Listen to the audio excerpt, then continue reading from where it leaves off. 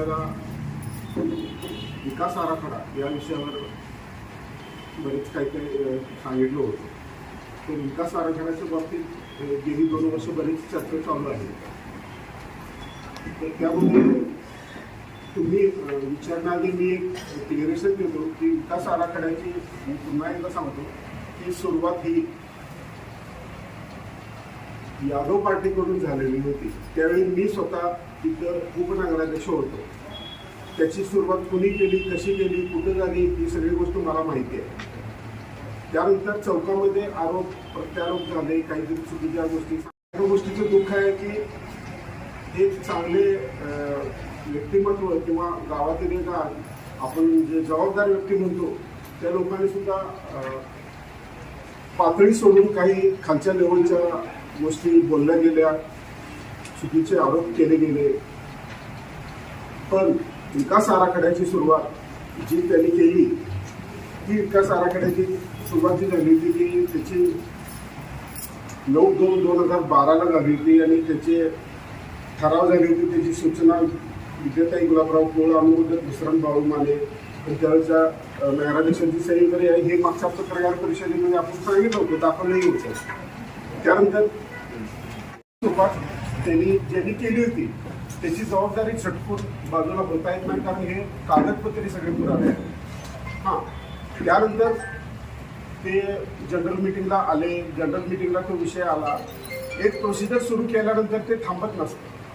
बरेच लोक त्यातून मग वेगळा अर्थ करतात, तुम्ही केला नसता तर काय झालं असतं, तर ते शासनानं केला असता. आणि शासनानं केला असता तर मॉडिफिकेशन जे होते ते आपल्याला टाकता आले नसते. दुसरी गोष्ट, यामध्ये उठसूट माझ्यावर भरपूर आरोप झाले.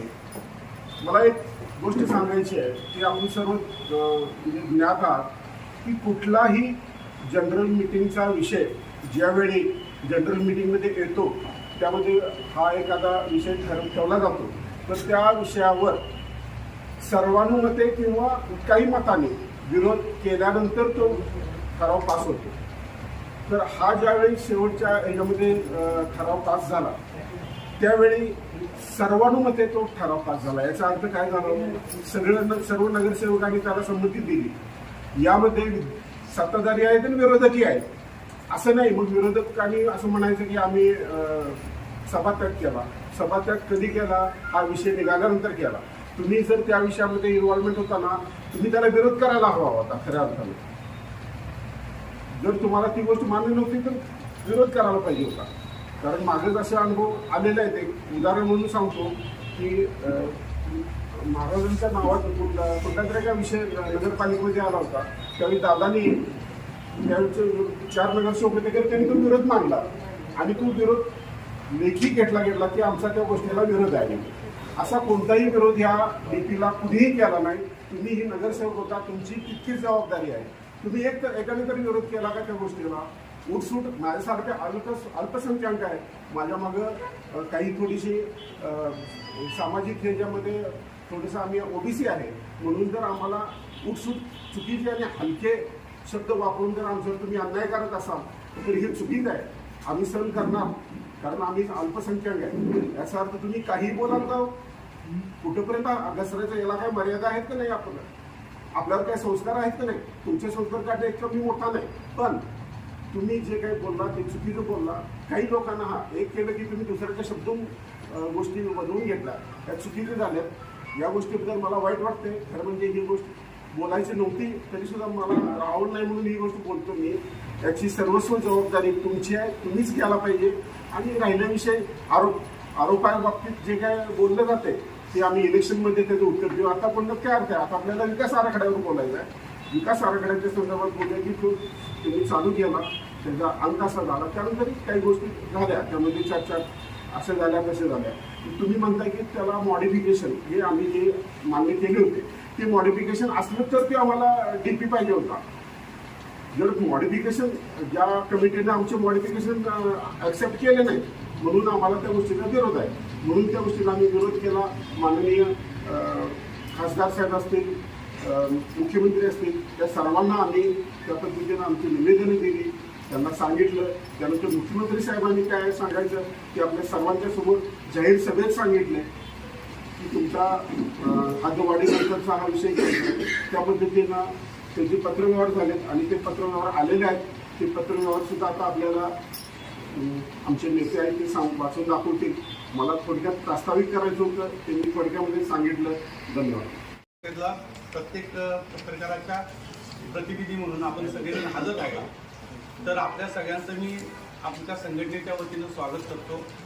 आज डेव्हलपमेंट प्लॅनच्या विषयाबाबतीत 2011-12 पासून जी आमची बॉडी होती तेव्हापासूनचा हा विषय सुरुवात झालेला होता. 2011च्या बॉडीमध्ये आम्ही 4 नगरसेवक युवक्रांती आघाडीचे होतो. राष्ट्रवादी म्हणून तेव्हा निवडून आलो होतो आणि आम्ही त्या सभागृहात काम करत असताना हा डेव्हलपमेंट प्लॅनचा विषय आला. या विषयाच्या अनुषंगानं जे काही लागणाऱ्या एजन्सी आहेत त्यांच्या नेमण्याच्या बाबतीत देखील विषय आला. त्यावेळेला देखील आम्ही त्या मुद्द्याला विरोध केला होता. का विरोध केला होता? आम्ही डीपीला विरोध केला नव्हता. डेव्हलपमेंट प्लॅन व्हायला पाहिजे, गावाचा विकास व्हायला पाहिजे हे सगळ्यांचं मत आहे. जसं सत्ताधाऱ्यांचं मत आहे तसं विरोधकांचं मत होतं, विरोधकांचं होतं तसं सत्ताधाऱ्यांचं मत होतं. गावाचा डेव्हलपमेंट प्लॅन झाल्याशिवाय विकास होत नाही किंवा आपल्याला सगळ्यांना सोयीस्कर कुठली एखादी गोष्ट करायची झाली तर ते आपल्यामध्ये प्लॅनमध्ये असल्याशिवाय आपल्याला त्याची पूर्तता करता येत नाही. अशा विषयाच्या अनुषंगानं त्यावेळेला डीपीला सुरुवात झाली आणि आम्ही त्या डीपीला सुरुवात करत असताना फक्त डीपीच्या एजन्सी बाबतीत आम्ही त्यावेळेला विरोध केला होता की ती स्थानिक लेवलची असावी.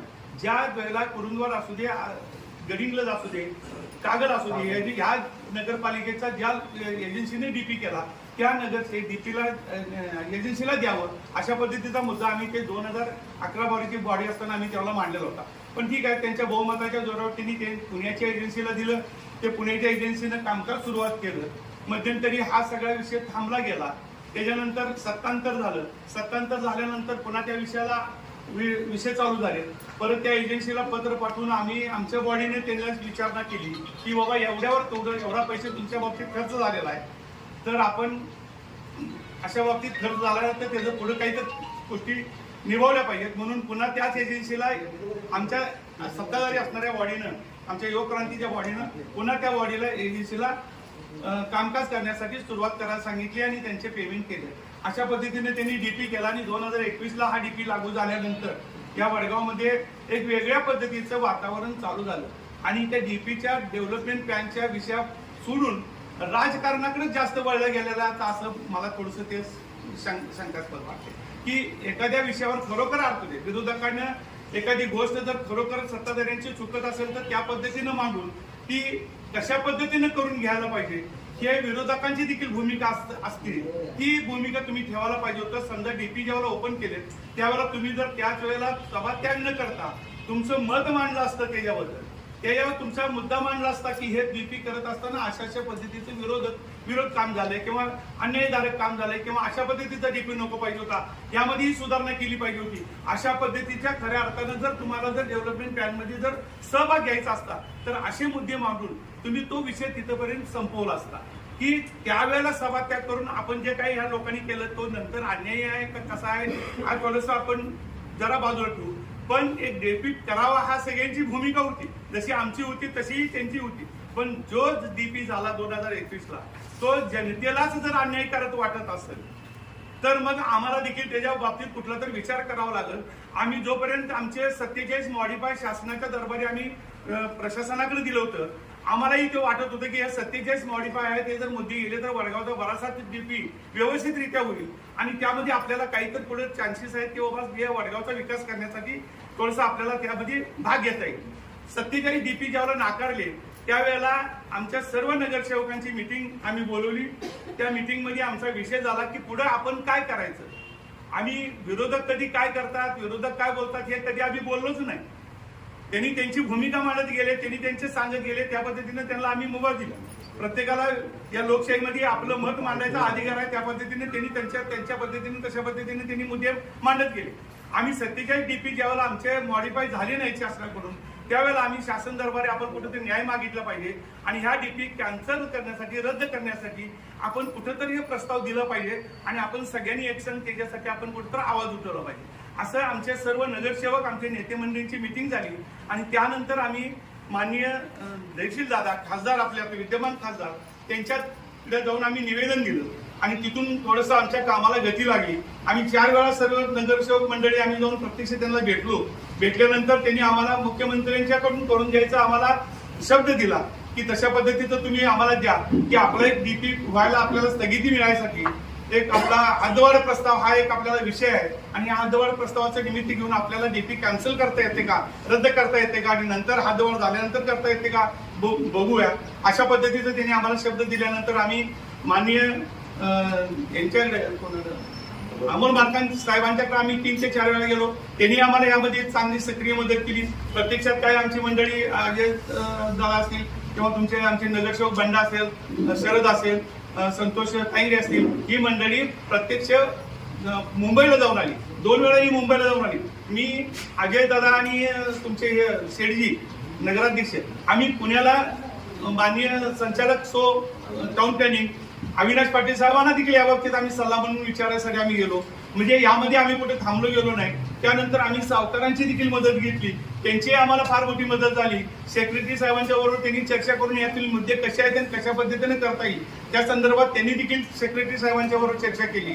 मुश्रीफ साहेबांची आम्हाला यामध्ये मदत झाली. अशा या लोकांनी सगळ्यांनी मदत करून कुठेतर आम्ही या स्टेपला आलो की ज्या वेळेला मुख्यमंत्री साहेबांचा कार्यक्रम दौरा ठरला त्या दौऱ्यामध्ये प्रत्यक्ष त्यांनी डिक्लेअर करावं अशा पद्धतीचं काम आम्ही तिथपर्यंत नेऊन सोपवलं. या जनतेची जी काय भावना होती त्या जनतेची भावना कुठेतर आपण तिथपर्यंत नेऊन पोहोचूया.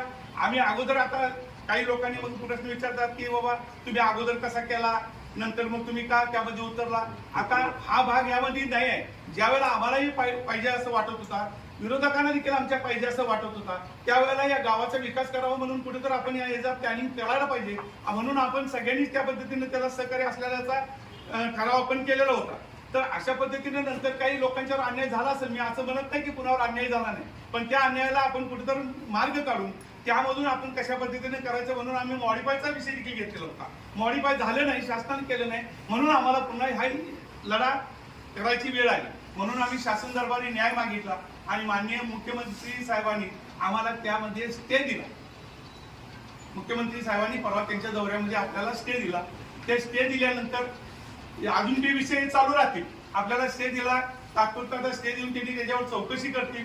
आपल्याला काय आहे, डीपी रद्द व्हावा ही आमची मागणी आहे. तर कुठं तर आम्ही याला न्याय द्यायची आम्ही भूमिका आमच्या सगळ्यांच्या सहकार्यांच्या वतीनं, आमच्या नगरसेवकांच्या वतीनं आम्ही हा विषय शेवटपर्यंत आम्ही करत राहणार.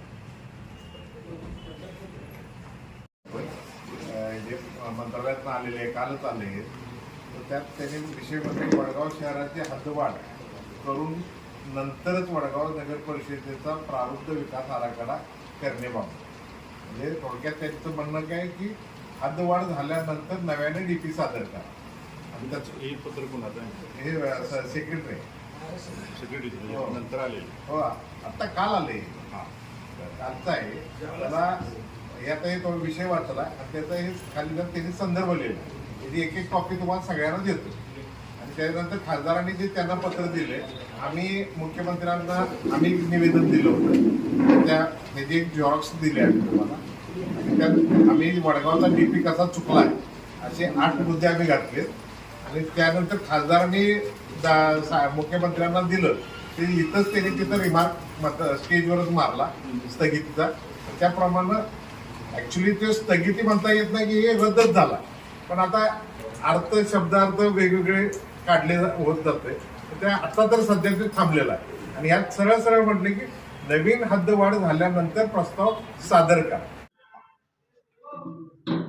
वडगाव नगरीच्या विकास आराखड्यासंदर्भात माननीय मुख्यमंत्र्यांनी 8 मार्च रोजी स्थगितीची घोषणा दिली आणि त्याचं पत्र आज आपल्याला मिळालेलं आहे.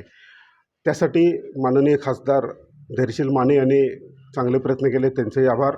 आणि मुख्यमंत्री साहेबांनी वडगाव नगरीला दिलेला शब्द पाळला त्याबद्दल वडगाव नगरीच्या वतीनं मी त्यांचं पूर्ण आभार मानतो. खऱ्या अर्थानं याला स्थगिती मिळालेली आहे. यापुढची कारवाईसाठी त्यांनी संबंधित कार्यालयाला सर्व पत्रव्यवहार करण्याचे आदेश दिलेले आहेत. आणि यापुढे सुद्धा युवक क्रांती महाआघाडीचे आमचे सर्व नेत्यांच्या समवेत मी आपल्याला शब्द देतो की आम्ही कोणत्याही परिस्थितीत लोकांच्यावर अन्याय होईल असं कोणतंही काम करणार नाही. आम्ही जनतेसोबत आहे, पुढं पण राहणार आणि जनतेच्या हितासाठी जे काय करता येईल ते नक्की करणार. यासाठी हद्दवाढ असेल किंवा पुढचे ज्या काही गोष्टी करायच्या आहेत यासाठी आम्ही पाठपुरावा आमच्या सर्व मंडळीचं आम्ही प्रसंगी मुख्यमंत्र्यांच्याकडे जाऊ. अजून आपल्याला मुख्यमंत्र्यांच्या आजच्या झालेल्या आचारसंहितेनंतर सुद्धा भरपूर वेळ मिळणार आहे आणि त्या वेळेमध्ये आपण हा प्रश्न आहे तो नक्की मार्गी लावणार आहे आणि जास्तीत जास्त यामध्ये लोकांचा कसा अन्याय होणार नाही यासाठी आपण अगदी मनपूर्वक प्रयत्न करणार आहे. खऱ्या अर्थानं या वडगाव नगरीचा विकास हेच आमचं ध्येय आहे. त्याचं श्रेय मी तर माननीय मुख्यमंत्र्यांना देणार. त्यांच्यामुळे हा रद्द झाला, बाकी कोणी घेण्याचं काय. आणि त्याच्यासाठी पाठपुरावा धैर्यशील माने यांनी केला आणि धैर्यशील मानेंच्या मागं पाठपुरावा युवक क्रांती आघाडीने नक्की केला. समाजकारणाचा विषय आहे आणि ज्यावेळेला स्वर्गीय विजयसिंह यादवांचा पुतळा उभा केला त्यावेळेला आम्ही कोणत्या गोष्टीचं राजकारण केलं काय, कुठल्या जागेत आहे किंवा कुठलं काय आम्हाला सगळं माहिती आहे. खरं आमच्या स्वर्गीय शिवाजीराव साळपेंच्या स्मारकाबद्दल ज्यावेळेला त्यांनी विषय काढला तर तो माझ्या ओपन स्पेसमधला विषय आहे. तो नगरपालिकेला सोडलेले आहे, आपण तशी नगरपालिकेची परमिशन घेतलेली आहे आणि ओपन स्पेसमध्ये तुम्ही स्मारक बांधलेलं आहे, ही स्वतःच्या जागेत बांधलेलं आहे. त्यामुळे त्यांनी अण्णांच्या स्मारकाचं राजकारण करू नये. आज DP संदर्भात आपली पत्रकार परिषद झाली. आज या DP संदर्भात 2021 आपल्याला जे काय लोकांच्यामध्ये असणारी चर्चा, वेगवेगळे होणारे आरोप प्रत्यारोप, ह्या सगळ्या गोष्टी आपण सगळ्यांनी जवळून बघितल्या.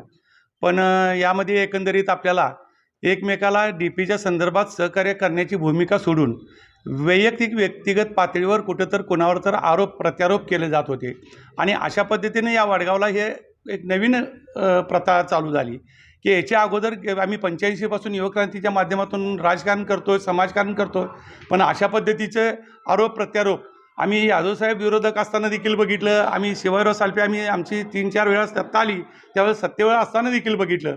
पण अशा पद्धतीचं तर वेगळं राजकारण कधी बघायला मिळत नव्हतं. आज DP संदर्भात बघितलं तर डेव्हलपमेंट प्लॅन व्हावा हे दोन्ही पार्टीचं मत होतं आणि असं असताना देखील आज याच्या कुठेतरी श्रेयवादासाठी ज्या काही गोष्टी आपण वेगळ्या पद्धतीनं बोललं जातो की याच्यामध्ये युवक्रांती आघाडीनं खरं म्हटलं तर या DP संदर्भात ज्यावेळेला लोकांच्यावर अन्याय होते अशा पद्धतीनं वाटल्यानंतर आपले जे मॉडिफाय केलेले 47 विषय ज्यावेळेला शासनानं आपलं मान्य केले नाहीत हे आपल्या ज्यावेळेला लक्षात आलं त्यावेळेला ह्या DP संदर्भात गांभीर्यानं आम्ही सगळीजण नगरसेवक मिळून मिटिंग झाली आणि त्या मिटिंगनंतर आम्ही माननीय धैर्यशील दादा खासदार यांच्याकडे निवेदन देऊन याला खऱ्या अर्थानं गती आणली. यामुळे दादांचं आम्हाला चांगल्या पद्धतीने याबाबतीत DPच्यासाठी सहकार्य लाभलं. त्याचबरोबर मुख्यमंत्र्यांचेही त्यांच्याकडून आम्हाला पूर्णपणे या DPच्या संदर्भात सहकार्य लाभलं. याबरोबर आपल्याला भागातले असणारे आपले विनय जाधवजी सावकार असू देत, मुश्रीफ साहेब असू देत आणि अमल मालिक असू देत, त्यांच्या वेळोवेळी भेटून आम्हाला सगळ्यांच्या सहकार्यानं आज याला DPला स्थगिती मिळण्यात आपण कामकाजाची सुरुवात केलेली आहे. अशा पद्धतीनं हे DP होऊ नये अशा पद्धतीचा लोकांचा जो काही रेटा आहे तो रेटा आम्ही युवक क्रांती आघाडीच्या माध्यमातून राबवून लोकांच्यावर अन्याय होणार नाही अशा पद्धतीचं काम आम्ही इथून पुढच्याही कारकिर्दीत आम्ही सगळीजण मंडळी मिळून करणार आहोत. लोकांना त्याबाबतीत न्याय देण्याची भूमिका आमच्या सगळ्यांची आहे. हे करत असताना आम्हाला विरोधकांचंही सहकार्य लाभावं लागतंय. त्यांना लागत असेल तर एखादा विकासाचा मुद्दा असेल तर आम्ही सत्ताधारी देखील त्यांच्या पाठीशी राहू. विषय असा नाही आहे, जर आपल्याला दोघांना विकासच करायचा असेल, या गावाचा जर खऱ्या अर्थाने विकास करायचा असेल तर एखाद्या मुद्द्यासाठी आपण चांगल्या पद्धतीनं एकत्र येऊन आपले विचार मांडले पाहिजेत अशा पद्धतीचं माझं मत आहे.